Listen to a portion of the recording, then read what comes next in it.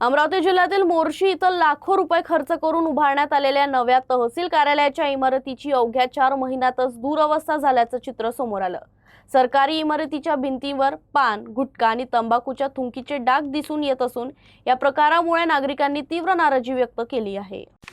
महसूल व वन विभागामार्फत लाखो रुपये खर्च करून मोर्शी तालुक्यासाठी अत्याधुनिक प्रशासकीय इमारत उभारण्यात आली। 7 मार्च 2026 रोजी राज्याचे महसूल मंत्री चंद्रशेखर बावनकुळे यांच्या हस्ते या इमारतीचं लोकार्पण करण्यात आलं होतं। मात्र लोकार्पणानंतर अवघ्या 4 महिन्यातच या नव्या इमारतीच्या भिंतीवर पान, गुटखा आणि तंबाखूच्या थुंकीचे डाग पडल्यानं इमारतीचं विद्रुपीकरण झालं आहे। सरकारी मालमत्तेची अशी दुर्दशा झाल्यानं नागरिकांमध्ये संताप व्यक्त होत आहे। राज्यात गुटखा आणि तंबाखू विक्री तसंच सेवनावर बंदी असतानाही सरकारी कार्यालय परिसरातच नियमांचे उल्लंघन होत असल्याचा आरोप नागरिकांकडून केला जात आहे। स्वच्छता आणि शिस्तीचा संदेश देणाऱ्या सरकारी कार्यालयातच अशा प्रकारचे अस्वच्छता होत असल्यानं प्रश्नचिन्ह निर्माण झाले आहेत।